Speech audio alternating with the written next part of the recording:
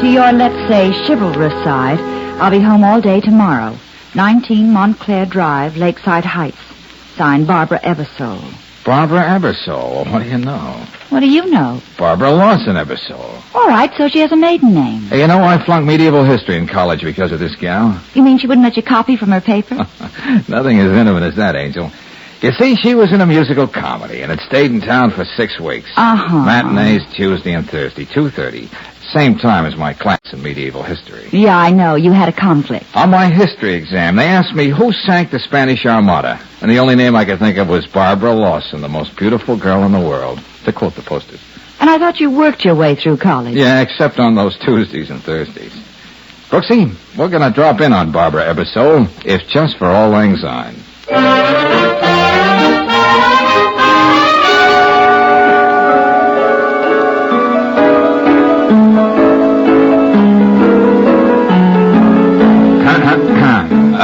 Pardon me, young lady. Yes? The maid showed us in. We're looking for Mrs. Eversole. She's my mother. She's upstairs, but she's probably listening to see if I'm practicing my piano lesson. Oh, so you're Penny.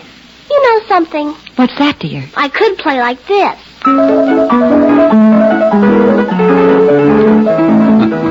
Well, that's a great improvement on what we heard when we came in. That's the way she'd like to hear me play. But when she's in the house, I play like this. You're a real nice kid. I think so. Oh, Mr. Valentine? Oh, yes, Mrs. Eversole, and this is Miss Brooks, my assistant. How do you do, Miss Brooks? Are these people here to take your pictures for the tabloids again? Penny. I'm sorry. I shouldn't have said that. I hate myself. I don't know if it's any use at all, Mr. Valentine. Even if the courts let me keep Penny, I can't make her love me. What is it that's so wrong between you and Penny, Mrs. Eversole? Her father. Her wonderful, irreproachable father who drove his car off the cliff a year ago. Oh, I didn't know. I'm sorry. Why should you be? No one else ever was. I was the lucky one to have such a charming, attentive husband. Even his own child never suspected he was mean, cruel, and deceitful. No. That irresistible boyish smile took care of everything like that. I see. The last few months before he died, I started going out every night just to get away from him and his indifference to whether I was dead or alive. And of course, everybody was saying, how can she do that to Jerry? Poor, charming Jerry. Oh, you said your husband drove his car off a cliff. Somehow he doesn't sound the type. I'll never forget that night. We had the most bitter quarrel we ever had, and he stormed out of the house. Yes? Penny overheard us. Ever since, she's blamed me for what happened. Well, what's this about losing her on Friday? When Jerry died, his mother was determined to take Penny away from me. She almost did because Penny said she wanted to leave me. But the judge decided to put me on a sort of parole. One misstep, and I lose my child because I'm an unfit mother. Uh-huh. Now I think I get it. That business about tabloids, that was the picture of you in the papers when you were brought up on a traffic charge. You don't have to be so charitable, Mr. Valentine. They called it drunk driving. But I tell you, I was framed. Framed? I had dinner with Dan Edwards. I swear I had nothing stronger than coffee. Next thing I knew, I was alone in my car on the side of the road, and there was the policeman. Oh, who is this Dan Edwards? I met him a short time ago. He was fun. We went out a few times, and then, well, this thing happened. Well, certainly this Mr. Edwards can explain you weren't drinking, that you were ill or something. Seems the little gentleman can't tell a lie. His version is that I had a little too much, created a scene in the parking lot at Club 44 and drove off without him. And you want me to prove it was a frame, is that right? I don't know how you're going to do it, but you must. Before Friday. Penny's all I got. I can't lose her. She'd go on thinking of me as a... Oh, Mr. Valentine. Oh, now, Mrs. Eversole, don't. 2 days isn't an awful lot of time, Mrs. Eversole, but I'll do my best.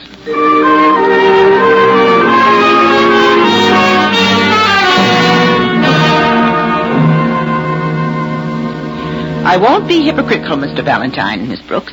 I'm glad this thing happened to Barbara. Mrs. Eversole, isn't that a pretty harsh thing to say about your daughter-in-law? I told Jerry you should never have married a girl like that. Now, Mother, Barbara was Jerry's wife. And you're his brother, Leonard. You should be glad we're getting Penny away from this woman on Friday. Oh, we've heard so much about your son, Jerry. Yes. When Jerry walked into a room, the other men there stopped existing. You could tell that just by looking into the eyes of every woman. Yet he was kind and gentle. And when he smiled... Yes, we've heard all about that smile. I can understand your skepticism, Miss Brooks, but Mother's quite right. My younger brother was admittedly perfect. Mrs. Eversole, I just dropped in to tell you I'm playing on Barbara's team. Young man, you're wasting your time. There's no other explanation for what happened to Barbara that night, except the obvious one you'll find on the police blotter. I'm afraid, Mr. Valentine, my sister-in-law hired you to make her story sound a little more plausible. Could be. I'm going to have that child if it's the last thing I do. And I'm going to see that Barbara gets an even break if it's the last thing I do. Come on, Brooksy. Yes, George. Hey, look, Brooksy. How would you like to go to Club 44 tonight? I can recommend the food, and the music's not too bad. Oh, I'd love it, darling. What time will you pick me up? You're going to be there alone. Alone? Well, not exactly. If I've got the right slant on this thing, you'll be with Dan Edwards most of the evening. Dan Edwards? Uh-huh. I'll be waiting at Barbara's for your call. Well, what am I supposed to do? Mostly be your beautiful self, Brooksy. But to be more specific, here's the deal.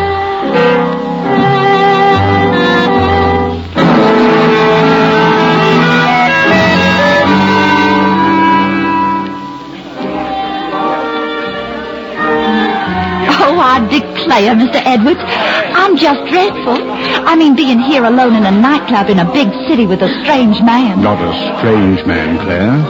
Just a lonely man. Oh. When Edwanda, the head waiter, told me that you were here all alone, I couldn't resist coming over to your table and introducing myself. And I wouldn't have it any different, Mr. Edwards. It's Dan. Yes, Dan. Oh, I wonder what Daddy would say if he could see me now. Daddy? He's always saying, Claire, honey, people with our position and money have to be mighty careful whom they meet. Oh, and he's so right. Would you believe it? I slipped out of the hotel after Daddy and Mother went to bed. Aren't I just awful? Let's compromise and say you're the sweetest thing that ever walked into my life. Oh, Daniel. And I'm going to find out a lot about you. What your daddy does, that great big house you must live in. Yes, Daniel. And I'm going to find out a lot about you, too.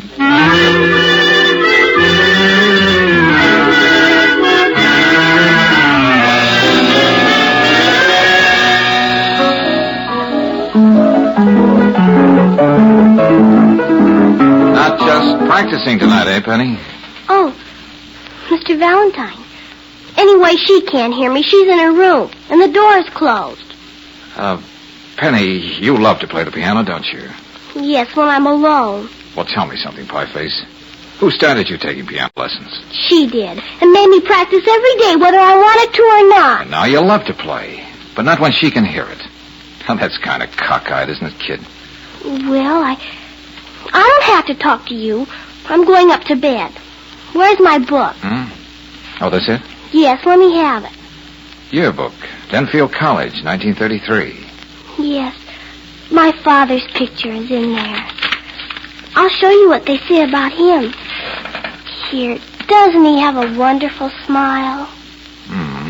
Listen. Ebersole, Jerry, most popular man on the campus. Captain, water polo team. Most likely to succeed. Yeah, that's all right. None of the others had things like that written about him. Look at the very next one under Father's picture. Eggleston, Frank, campus clown. Good old Eggy. See what I mean? Eggy the clown. Oh, it's good to hear you laugh, dear. Oh, I was just going up to bed. Penny, wait. Good night. Never mind. Did you find out anything, Mr. Valentine?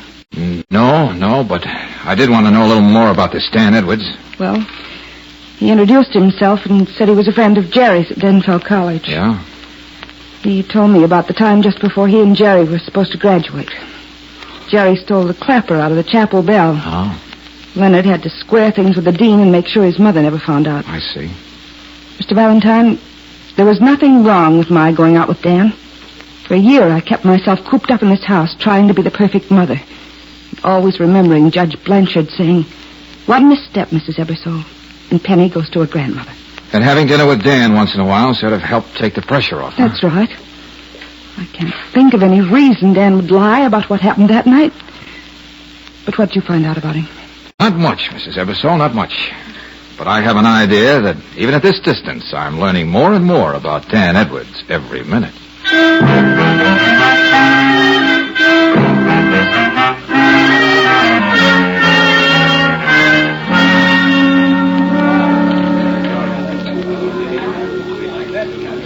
Well, tell me, Claire, what would it take to impress your, daddy? Well, like I keep saying, Daniel, he judges everybody by the substantial people they know. Well, I know some pretty important people in this town. You do? Yes. I advise them on their investments, help them spend their money. Here, just look at this check. Oh, my goodness. $5,000. Agnes Ebersole. Oh, I'm afraid the name wouldn't mean anything to Daddy. Oh, Mrs. Ebersole. Her family stands for just about everything in this town. I didn't know you were so clever, Daniel. Oh, dear. I've made up my mind. I'm going to call the hotel and tell Daddy I'm right here at Club 44 with a very respectable gentleman he'll be proud to meet. Oh, thank you. You stay where you are, honey. I'll be right back.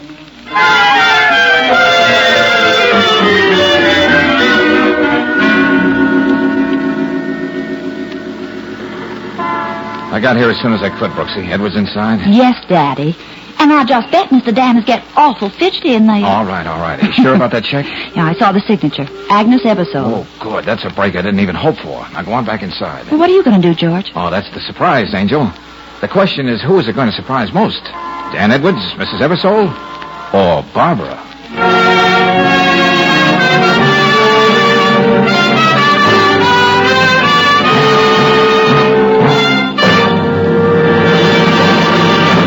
We'll return to tonight's adventure of George Valentine in just a moment. Meanwhile, a word about an extra service. When you're on your vacation trip, you don't expect to find everything just as convenient as it is at home.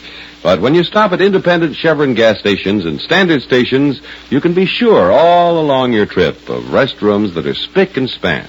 Folks have said that one of the things that makes a long trip more pleasant is knowing there are clean and tidy restrooms along the way. That's why these restrooms are cleaned thoroughly every day, inspected often, and well supplied with soap and towels. The men who offer you this service never want you to feel obliged to buy something when you stop. Just drop in any time at standard stations and independent Chevron gas stations where they say and mean, we'll take better care of your car.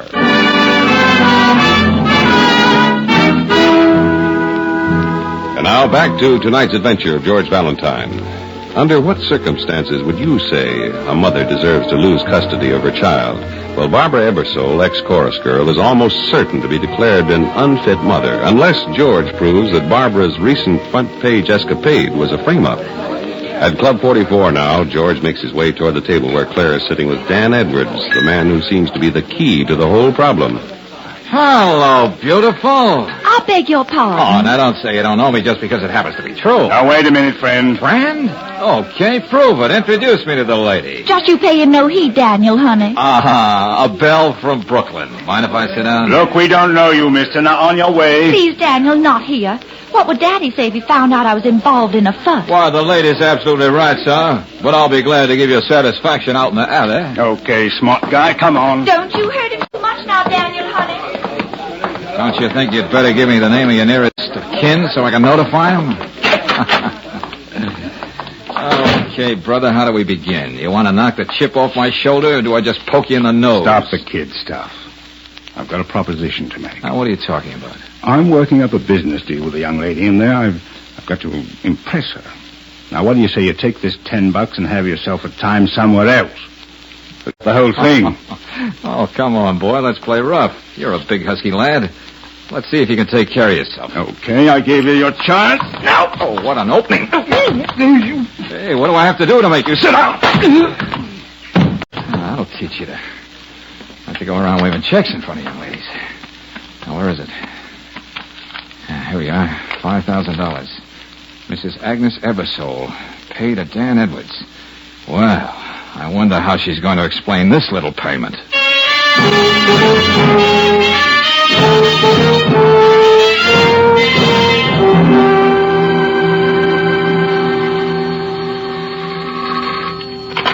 Yeah, hello?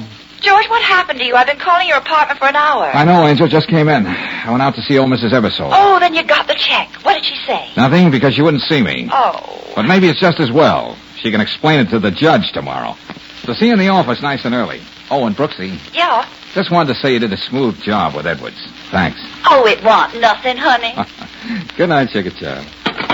Not as smooth as you thought, Valentine. What? How'd you get in my room, Edwards? I've been waiting for you to show up. Oh, maybe I underrated you, boy. You're quite a grim character when you're holding a gun. I could just ask you to hand over that check, but I'm going to do it the hard way, too. How's this for a start?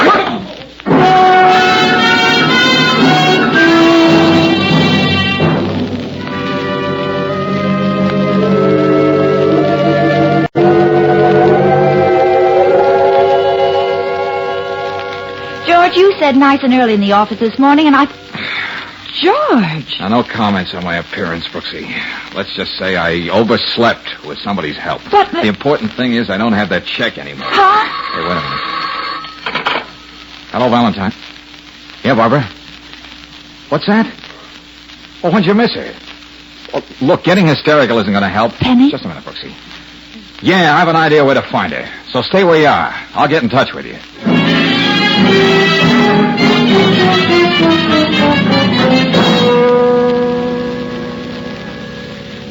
Grandma, don't let him take me away. I won't go back to her, never. I'll see to that, Penny, dear. This is something you have nothing to say about, Mrs. Eversole. Can't you see, Valentine, it's better this way? You can call Barbara and tell her to meet us at Judge Blanchard's this afternoon. It's a foregone conclusion. He's going to award Penny to us anyway, Leonard. I hate her. I thought this might be the kind of stunt you'd pull, Penny. Now, here, look at me. I mean, straight in the eye. You knew if you came to the judge with your grandmother, your mother wouldn't stand a chance of keeping you. Now, didn't you? What about it? Just this. You're coming home with me. Grandma! Take your hands off her, Valentine. Young man, you're not the police, you know. And it's a good thing, Mrs. Eversole. You could be charged with abduction, trying to keep Penny here. And another thing. What have you got to say about a $5,000 check you gave Dan Edwards? What? I never issued any such check. Oh, I see we're going to have to play this right out to the end. Come on, Penny. No. Now, don't give me any trouble, Pie Face, because I got a lot of things to do between now and 2 o'clock.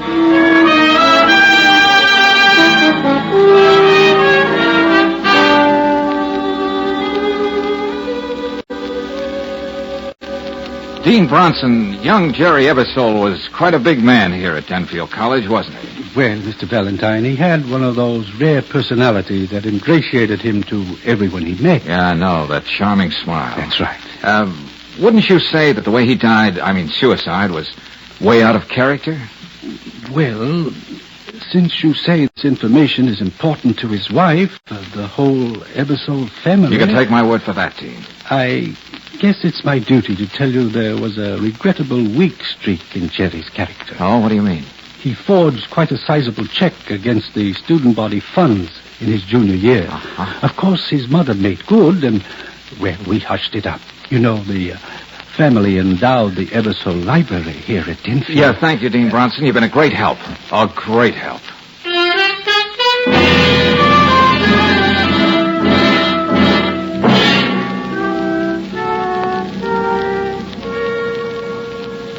Mr. Dunlap, Jerry Eversole was working for your brokerage firm when he committed suicide, wasn't he? Why, yes. He was one of our best contact men, Mr. Valentine. He made that Eversole personality go a long way. Well, I've heard enough about that. Let me ask you a simple, direct question. Yes? How much did Jerry Eversole steal from your firm? What are you saying? I don't understand. There are two big reasons people commit suicide. One's love, the other's money. Everybody loved Eversole, the personality boy. Now, how much money did he steal from you? I don't know how you ever found this out, Mr. Valentine. His mother made good. Oh, Grandma to the rescue. We never prosecuted, and I do hope there won't be any publicity at this late date. The firm of Dunlap and Brett is very conservative. How much was it? A shortage of $20,000 in his accounts. I see. I've always thought poor Jerry began to loathe himself so much he just couldn't go on anymore. That was the real reason for his suicide. You're a good psychologist, Mr. Dunlap. Thanks a lot.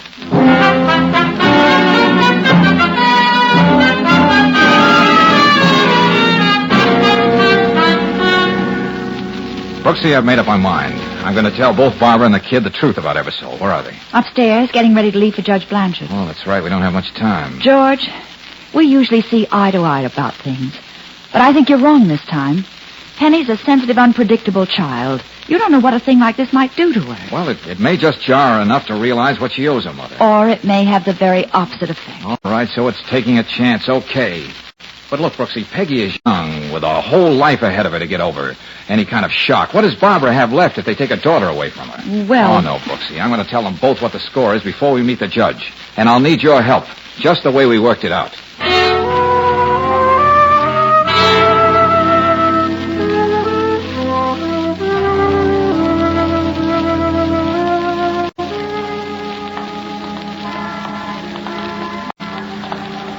Barbara, we still have a few minutes, and the courthouse is only across the street. Yes? Well, there's something I must tell you. What's that, Mr. Valentine? Suppose we go into this little park and sit down.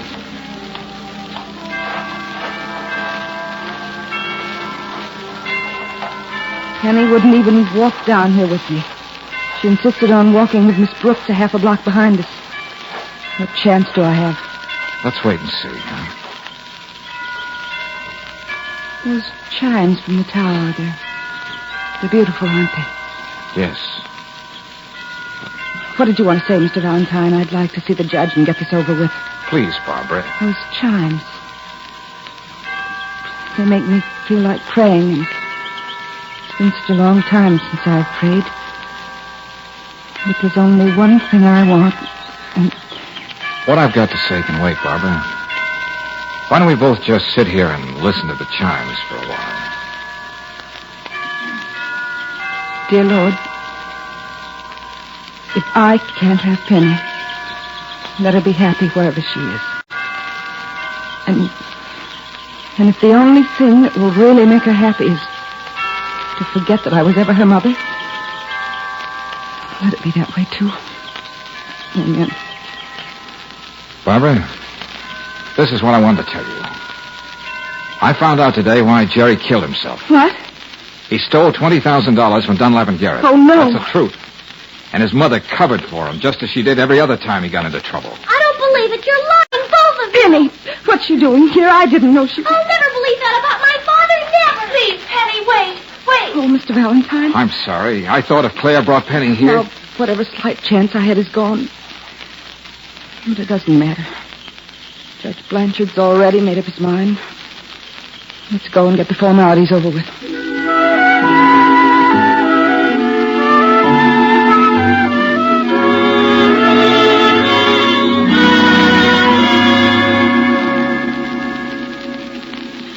Penny, come here, dear. Yes, Judge Blanchard? The last time we were together, about a year ago, I had to make the decision about you and your mother. Now it's up to you. I know. Don't be frightened, Penny. Tell the judge how you feel. Yes, Grandma. There's something I'd like to say, Judge Blanchard. Please, Mr. Valentine, what else is there to say? You can see the nervous state of this child. It'll be a crime to let her stay with her mother. Let Penny go on, Mr. Valentine. Okay, but I'm not through. Take it easy, darling. Penny, you're a sensible little girl, and you're old enough to know whom you'd like to live with. Well? Well, Don't be afraid to talk to the judge, Penny. I would like to...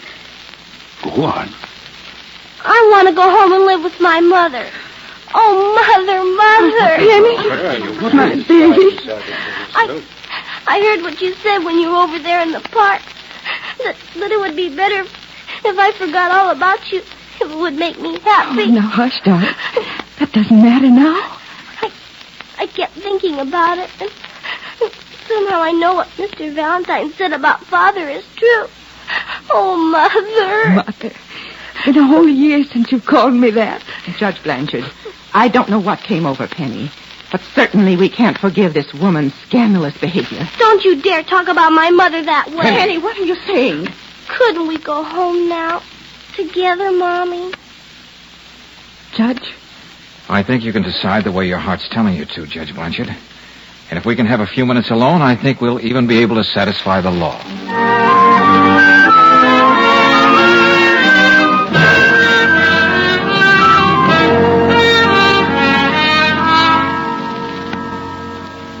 Yes, Judge Blanchard. Leonard hired Dan Edwards to have Barbara conveniently drugged that night. But what would be Leonard Ebersole's reason for doing anything like that? Well, the old girl was prepared to leave her entire fortune to Penny if she could get her legal custody. Leonard wanted to be in the position to administer the estate. After all, Penny doesn't come of age for 9 years. But what about this check to Dan Edwards? You said it was signed by Mrs. Ebersole. Some fancy blackmail, Judge. When Edwards was through with Leonard, he started on his mother. The Ebersoles. It's hard to believe. George, how did you suspect Leonard? Edwards never graduated from Denfield with Jerry. In the college yearbook, it was Ebersole and then Eggleston. No Edwards. Then who could have told Edwards about that little escapade Jerry had in his senior year? The one with the chapel bell. Well, that was all hushed up, Brooksy. The mother never knew about it. It had to be Leonard. Pretty good work, Valentine. You know, when I was district attorney, I would have a job for you. Oh, well, thanks. George may be able to return the compliment and have a job for you someday soon, Judge. I hope. Beg your pardon? Huh? Oh, of course, we could go to a church. Oh, no. I'll be more than glad to say the all-important words, Miss Brooks. Oh, wait a minute. Now who's getting framed? Come on, Brooksy.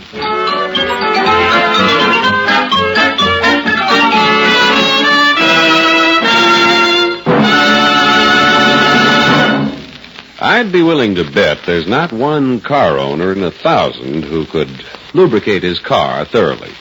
For there are more than 20 vital wear points on the average car, and if most of us tried to find them, it'd be pure guesswork. Even the expert lube men at independent Chevron gas stations and standard stations don't rely on experience alone when they grease your car. Instead, they follow a precise lubrication chart recommended by the manufacturer of your car. And they use RPM greases and oils, each one tailor-made to protect those key wear points. Tailor-made, too, to smooth out shocks and give you easier riding. So for low-cost maintenance and better riding, get a lube job with RPM oils and greases every 1,000 miles at a standard station or an independent Chevron gas station where they say and mean, we'll take better care of your car.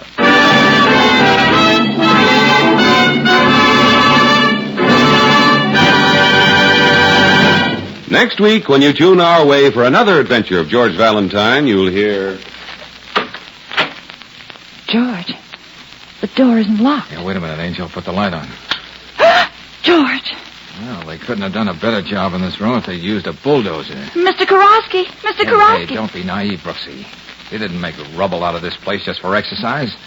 Yeah, they gave Karofsky this little party and took the guest of honor away with them. George! Oh, come here, look. Huh? Oh, yeah. Blood. They couldn't wait, could they? Oh, but he's such a little man. We're up against a racket that thrives on little people, Brooksy. And we're going to keep at it until we find out what it is.